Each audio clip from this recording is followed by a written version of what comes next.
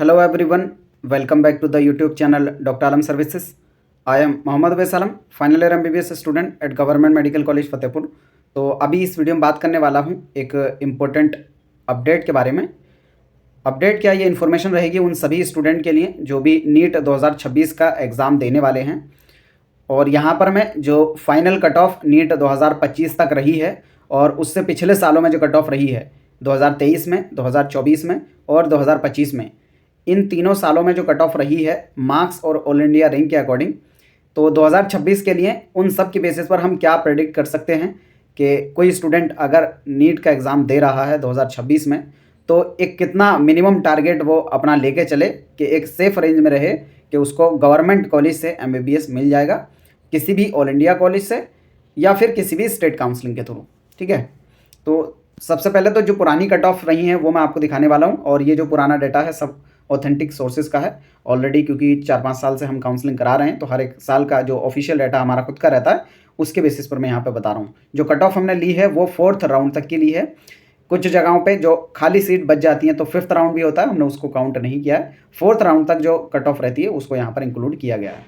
2023 में आप बात करेंगे तो जनरल कैटेगरी के लिए 610 नंबर पे जो है लास्ट सीट मिली थी। अभी क्योंकि रिजल्ट नहीं आया तो ऑल इंडिया रैंक के ऊपर हम ज़्यादा जोर नहीं डालेंगे, क्योंकि ये ऑल इंडिया रैंक फ्लक्चुएट करेगी पेपर की टफनेस के लेवल पर। मतलब कितने मार्क्स पर कितनी रैंक आएगी ये फ्लक्चुएट करेगा पेपर के टफनेस के लेवल पर। और हर साल जो पेपर का लेवल है वो अलग अलग रहता है और रैंक में बहुत ज़्यादा फ्लक्चुएशन नहीं आता है। हालांकि एक्चुअल अलॉटमेंट और कौन सा कॉलेज मिलेगा या आपको सीट मिलेगी या नहीं मिलेगी ये ऑल इंडिया रैंक ही तय करती है। मार्क्स जो है वो घटते या बढ़ते रहते हैं पेपर के लेवल पर। जैसे आप देखेंगे 2023 में 610 के अराउंड जनरल में रही थी कट ऑफ और 2024 में यही 652 पहुंच गई। और जबकि ऑल इंडिया रैंक में देखेंगे तो बहुत ज़्यादा फर्क नहीं है। यहाँ पर 23,000 थी, यहाँ 25,000 और 2025 में 27,000, मतलब थोड़ी ज़्यादा ऑल इंडिया रैंक पर भी सीट मिल जाती है हर आने वाले साल में। तो ऑल इंडिया रैंक एक ऑथेंटिक सोर्स है जिससे आप पता लगा पाएँ कि आपको सीट मिलेगी या नहीं मिलेगी। लेकिन इसको आप तभी प्रेडिक्ट कर सकते हैं जब रिजल्ट आ जाए। जब तक रिजल्ट नहीं आता तो आपको क्या अंदाज़ा लेना पड़ेगा, मार्क्स का ही लेना पड़ेगा। तो इसलिए मैं अभी ज़्यादा जो है मार्क्स के ऊपर फोकस करूँगा, लेकिन एक्चुअल अलॉटमेंट आपका ऑल इंडिया रैंक की बेस पर होता है और उसी से ज़्यादा प्रेडिक्शन होता भी है। तो 2023 का जो पेपर था उसके हिसाब से 610 जो है कट ऑफ रही थी और 2024 में पेपर का टफनेस लेवल थोड़ा डिक्रीज़ हुआ था और क्योंकि कई सारे धांधलेबाजी भी उसमें हुई थी बड़े लेवल पर, तो कट ऑफ बहुत ज़्यादा हाई चली गई थी, 652 गई थी। अब पिछले साल तो अनएक्सपेक्टेडली पेपर वो जो है काफ़ी ज़्यादा टफ रहा था, जिसकी वजह से जो यहाँ पर कट ऑफ है वो डाउन हुई है और सिग्निफिकेंट डाउन यहाँ पर हुई है। 525 मार्क्स पे जो है जनरल कैटेगरी में लास्ट सीट अलॉटमेंट हुआ है 2025 के अंदर राउंड 4th में। और ऑल इंडिया रैंक थी यहाँ पर 27,332। तो अभी ऑल इंडिया रैंक वाले को मैं ज़्यादा कवर नहीं कर रहा हूँ, सिर्फ मार्क्स वाला जो आपको बता रहा हूँ। अभी मैं पहले पिछले 3 साल की जो कट ऑफ रही है उसको कवर कर रहा हूँ, फिर 2026 में क्या एक्सपेक्टेड कट ऑफ रह सकती है वो मैं बात करूँगा। अब क्योंकि वो भी वेरी करेगी, किस लेवल का पेपर आएगा उसके हिसाब से, तो सिनेरियो बना के एक एक करके मैं आपको प्रेजेंट करूँगा। बाकी आपका क्या नज़रिया है इसके बारे में, क्योंकि देखो यहाँ पर सब ये प्रेडिक्शंस ही रहती हैं। जो पिछला डाटा ये तो ऑथेंटिक है, इसमें आप कोई भी कमी नहीं निकाल सकते क्योंकि ये ऑलरेडी हो चुका है। अब जो आने वाला है उसमें प्रेडिक्शन है और प्रेडिक्शन हर एक आदमी की अपनी अलग हो सकती है, उसमें चेंजेस भी हो सकते हैं, हो सकता है वो ऑथेंटिक रहे और हो सकता है उसमें कुछ वेरिएशन हो जाए। उसी तरीके से OBC में बात करेंगे तो 2023 में 610 नंबर पे जो है लास्ट सीट मिल गई थी गवर्नमेंट MBBS की ऑल इंडिया कोटा से, और 2024 के अंदर 652 नंबर पे लास्ट सीट मिली थी और 2025 के अंदर 525 नंबर पे। तो यहाँ पे आप देखेंगे तो जनरल और OBC की सेम मार्क्स पे क्लोज हुई है जो कट ऑफ है ऑल इंडिया कोटा से। आपको ये तो पता ही होगा, आई थिंक कुछ लोग नए होंगे उनके लिए बता देता हूँ। तो जो टोटल किसी भी कॉलेज के अंदर सीट्स होती हैं उसकी 15% जो सीट्स हैं वो ऑल इंडिया कोटा से भरी जाती हैं। यानी आप किसी भी स्टेट के रहने वाले हो उसमें अप्लाई कर सकते हैं और वो काउंसलिंग MCC के थ्रू होती है। ये जो आपके सामने दिख रहा है MCC कट ऑफ नीट 2025 जो हमने दिखा रहे हैं ये पिछले साल का, ठीक है। और बाकी की जो बची हुई 85% सीट्स हैं वो उस स्टेट के बच्चों के लिए रिजर्व रहती हैं, तो वहाँ पर उसी स्टेट के स्टूडेंट पार्टिसिपेट कर सकते हैं। फॉर एग्जांपल कोई गवर्नमेंट कॉलेज है, जैसे हमारा स्टेट का मान लीजिए कोई गवर्नमेंट कॉलेज है, तो उसकी जो 15% सीट्स हैं वो ऑल इंडिया MCC में जाएंगी, उसमें किसी भी स्टेट का बच्चा आके पार्टिसिपेट कर सकता है, इवन यूपी का भी पार्टिसिपेट कर सकता है। लेकिन जो बाकी की बची हुई 85% सीट्स हैं उसमें सिर्फ और सिर्फ जो यूपी के रहने वाले स्टूडेंट हैं वही पार्टिसिपेट करेंगे और वो भी यूपी स्टेट काउंसलिंग के थ्रू, ठीक है। तो ये थोड़ा मैं उनके लिए बता रहा हूँ जो लोग नए हैं, जो ऑलरेडी पहले से पार्टिसिपेट कर रहे हैं उनको तो पता होगा ही। EWS में बात करेंगे तो 2023 में 607 नंबर पे लास्ट सीट मिली थी, 2024 के अंदर 649 नंबर पे और 2025 में 521 नंबर पे लास्ट सीट रही है। तो कुछ नंबर कम ही कट ऑफ रहती है EWS की, तो यहाँ पर सिग्निफिकेंट चेंज रहता है मार्क्स का। तो जो लोग अप्लाई कर रहे हैं अगर EWS से अप्लाई करना चाहते हैं और वो उसमें एलिजिबल हैं तो कर सकते हैं। अच्छा खासा 2 से 3 नंबर का जो है फर्क यहाँ पर EWS में देखने को मिल जाता है, ठीक है। बाकी अदर कैटेगरीज में अगर हम बात करेंगे तो फिर आता है एससी और एसटी। तो एससी कैटेगरी में 480 नंबर पे 2023 में लास्ट सीट मिली थी, और 2024 में 549 नंबर पे, क्योंकि यहाँ पर कट ऑफ हाई रही थी, और 2025 में बात करेंगे तो 440 नंबर पे जो है लास्ट सीट मिली है। एक्चुअल प्रेडिक्शन आपका ऑल इंडिया रैंक से ही होगा, यहाँ पे आप देखेंगे ना तो लगभग क्लोज रैंक रहती है ऑल इंडिया रैंक के हिसाब से, लेकिन ये जब रिजल्ट आ जाएगा तभी क्लियर होगा।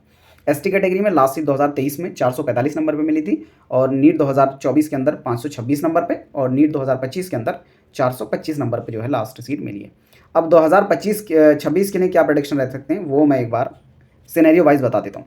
देखो, जो कट ऑफ है मार्क्स के अकॉर्डिंग वेरी करेगी। अगर पेपर टफ आया तो कट ऑफ कम रहेगी, जैसे पिछले साल हो गया था, पेपर काफ़ी ज़्यादा टफ आ गया था तो बहुत ज़्यादा बच्चे अच्छा स्कोर नहीं कर पाए थे तो कट ऑफ कम हो गई थी। लेकिन रैंक के हिसाब से देखेंगे तो रैंक तो वही रही थी, अलॉटमेंट जिस पे होता है रैंक वही रही थी, सिर्फ मार्क्स के टर्म्स में डिक्रीज होता है। तो अगर आप मान के चलते हैं कि पिछले साल का जो लेवल था पेपर का, अगर सेम लेवल इस बार भी रहता है तो कट ऑफ जो पिछले साल रही थी उससे थोड़ी बढ़ेगी। ऐसा मैं क्यों बोल रहा हूँ? ऐसा इसलिए बोल रहा हूँ कि पिछले साल जो है इससे पहले 2023 में, 2022 में, 2024 में पेपर का लेवल जो है वो आसान रहा था, तो सब उसके लिए मेंटली प्रिपेयर थे कि पेपर इजी रहेगा, इतना उनको टारगेट करना है, मतलब 610, 620 या 650 तक का 2024 का देख के उनको लग रहा था। लेकिन जब एग्जाम में उन्होंने देखा कि अचानक से इतने टफ क्वेश्चन आ गए और स्टूडेंट क्वेश्चन पेपर को सॉल्व नहीं कर पाए, तो वहाँ पर पैनिक क्रिएट हो गया बहुत सारे स्टूडेंट में। इवन मेजॉरिटी ड्रॉपर्स में जो है ये चीज़ देखने को मिली थी, जिनका स्कोर बहुत अच्छा चल रहा था वो भी अच्छा परफॉर्म नहीं कर पाए थे, क्योंकि उनको लगने लगा ये क्वेश्चन भी मुझसे नहीं हो रहा, अभी सिर्फ मैं 5 क्वेश्चन किया हूँ, इतना टाइम चला गया। तो एक बार जब डर क्रिएट हो जाता है ना बच्चे के अंदर एग्जाम हॉल के अंदर, ये हमने खुद भी देखा है सारी चीज़ें, तो एक बार अगर डर पैदा हो जाए तो जो आसान से आसान क्वेश्चन वो भी गलत हो जाता है, और सही क्वेश्चन होने की जो संभावना वो काफ़ी कम हो जाती है। तो स्टूडेंट टफ पेपर के लिए मेंटली प्रिपेयर्ड नहीं थे, अचानक से पेपर टफ आ गया तो जो एक्चुअल परफॉर्मेंस होनी थी वो नहीं थी। अब अगर आने वाले साल में 2026 में पेपर थोड़ा टफ भी आता है तो डेफिनेटली जो स्टूडेंट हैं, किसी भी कोचिंग में पढ़ रहे हैं चाहे खुद से पढ़ रहे हैं, वो मेंटली प्रिपेयर्ड होंगे कि पेपर टफ भी आ सकता है, ईजी भी आ सकता है। तो अगर सेम लेवल का भी रहा, वो मान के चले कि पिछले साल वाला जो पेपर का लेवल था अगर उसी लेवल का पेपर रहा, तब भी स्टूडेंट जो है पिछले साल के कंपेरिजन में ज़्यादा मार्क्स का स्कोर कर पाएंगे। तो अगर सेम लेवल का रहा तो आप कम से कम मान के चलिए 15 से 20 नंबर हाई कट ऑफ रहेगी। बिल्कुल सेम पेपर रहा तब भी आप मान के चलेंगे कि जनरल कैटेगरी के अंदर जो आपकी कट ऑफ रह सकती है 540 नंबर से लेकर 550 नंबर तक जो है आपकी कट ऑफ रह सकती है जनरल कैटेगरी में, अगर बिल्कुल सेम लेवल रहा तो। उसी तरीके से ओबीसी में भी सेम रहेगा 540 से 550, क्योंकि इसमें बहुत ज़्यादा वेरिएशन नहीं आता है। ईडब्ल्यूएस में मान सकते हैं कि 2-3 नंबर और कम चला जाएगा कि 535 से लेकर आप मान लोगे 545 तक, अगर सेम लेवल रहा पेपर का, यानी टफ ही पेपर आया जिस तरीके से पिछली बार आया था, तो आपका जो कट ऑफ ईडब्ल्यूएस में रह सकता है वो रह सकता है 535 से 545। उसी तरीके से एससी में बात करेंगे तो 460 से 470 का आप जो है एक आंकड़ा लेके चल सकते हैं कि इस रेंज में शायद कट ऑफ चली जाएगी। और एसटी में अगर बात करेंगे तो लगभग 440 से 450 के बीच में एसटी कैटेगरी में सेम लेवल अगर रहा तो कट ऑफ जा सकती है 450 तक। ठीक है। फिर दूसरा सिनेरियो आता है कि पेपर मान लीजिए ईजी आया, तो अगर पेपर ईजी आता है तो बहुत ज़्यादा ईजी तो नहीं करेंगे जो 2024 या 23 में रहा था, जो पिछले साल पेपर रहा है उससे थोड़ा ईजी करेंगे, तो कट ऑफ जो पिछले साल रही है उससे हाई रहेगी, और जो उससे पहले कट ऑफ रही थी 2023 में 2024 में उससे काफ़ी कम रहेगी। तो अगर पेपर ईजी भी आता है, मतलब लगभग 2023 वाले रेंज का भी अगर पेपर आता है, तो जो कट ऑफ है वो 2023 वाली ही रिपीट हो जाएगी। मुझे जो लगता है कि 600 से 610 वाली रेंज में चली जाएगी, अगर पेपर जो 2023 में रहा था उस लेवल का ईजी पेपर आया तो। मतलब बहुत हाई नहीं रहेगी, जैसे 2024 में 550 650 तक पहुंच गई थी ना, वो रेंज तो कभी भी नहीं आएगी, और ना ही इतना इजी वाला लेवल अब ये मेंटेन भी करेंगे। तो अगर पेपर इजी भी आता है तो ये मान के चलो कि 600 वाला जो है टारगेट यहाँ पर पहुँच सकता है जनरल ईडब्ल्यूएस वाला, जनरल ओबीसी वाला, और ईडब्ल्यूएस में और थोड़ा कम मान लो 595 या 610 के इस रेंज वाली मार्क्स जो है पहुँच जाएंगे। और उसी के कंपेरिजन में एससी और एसटी का भी चेंज होगा, क्योंकि जो फ़र्क पड़ता है ना मार्क्स का, कट ऑफ का, वो हर एक कैटेगरी में बराबर पड़ता है। बस यह कि आपको पिछले सालों की कट ऑफ देख लेनी है और उसके अकॉर्डिंग मैनेज करना है। तो एक्चुअल में जब आप एग्जाम दे रहे होंगे आपको उसी टाइम पे पता चल जाएगा कि किस रेंज में कट ऑफ जा सकती है। अगर आपको लग रहा है कि पेपर पिछले साल के बराबर टफ या उससे थोड़ा सा ज़्यादा टफ या बराबर लेवल का है, तो उस केस में आप जो है मान सकते हैं कि पिछले साल की कट ऑफ से 10 से 15 नंबर थोड़ी हाई कट ऑफ देखने को मिल सकती है। और अगर ईजी पेपर आता है तो मतलब जैसे पहले सालों में रहा था तो 600 के आसपास तक पहुँच सकती है। और अगर जो पहले पेपर रहता था 2023-24 में और जो 2025 में रहा, उन दोनों के बीच में रहा, तो कट ऑफ जो है आपकी 660-670 वाली रेंज में पहुंच सकती है जनरल, 570 और 560 से 80 वाली रेंज में, मतलब इसको थोड़ी रेंज इसलिए दे रहा हूँ क्योंकि पेपर का लेवल एक्चुअली इसमें डिपेंड करेगा कि किस लेवल का पेपर आएगा। तो जनरल ओबीसी ईडब्ल्यूएस की अगर आप रेंज देखेंगे तो 560 से 580 वाली रेंज इसमें आ जाएगी, अगर पेपर का लेवल बीच में रहा तो। ठीक है, तो एक अंदाज़ा अगर आप लेके चल रहे हैं तो आपको अपना जो टारगेट अभी का लेके चलना है वो 600 तक का बना के चलना है कि अगर ईजी भी पेपर आए तो आप सेफ रेंज में रहें। ठीक है, अगर ये टारगेट आप लेके चलेंगे तो आप जनरल ओबीसी और ईडब्ल्यूएस से हैं तो डेफिनेटली सेफ रेंज में रहेंगे। और एससी और एसटी वाले जो हैं, जो 2023 और 2024 की जो कट ऑफ रही थी, उन दोनों के कहीं ना कहीं बीच में आप डाल सकते हैं कि हाँ लगभग एससी वाले 500 के आसपास तक का टारगेट लेके चलें और जो एसटी वाले हैं वो लगभग 450 तक का टारगेट लेके चलें। ठीक है, तो ये आई थिंक मेरे हिसाब से कट ऑफ रह सकती है। आपको क्या इसमें लगता है कि पेपर का लेवल में क्या लगता है कि इजी रहेगा या टफ रहेगा, और कट ऑफ किस तरीके से फ्लक्चुएट कर सकती है, क्योंकि इसमें सबको अपना अलग नज़रिया रखने की ज़रूरत है और कुछ ना कुछ वेरिएशंस तो देखो आएंगे ही। एक्चुअल जब रिजल्ट आ जाएगा उसके बाद ही पता चलेगा। बहुत जल्द ही जो फॉर्म फिलिंग चल रही है उसकी लास्ट डेट आने वाली है, उस पर भी एक नेक्स्ट अपडेट जो हम दे देंगे कि जो लोग अप्लाई किए हैं और अगर कोई मिस्टेक हो गई है तो उसको करेक्शन करने की भी डेट आने वाली है, उसको करेक्ट कर पाएंगे।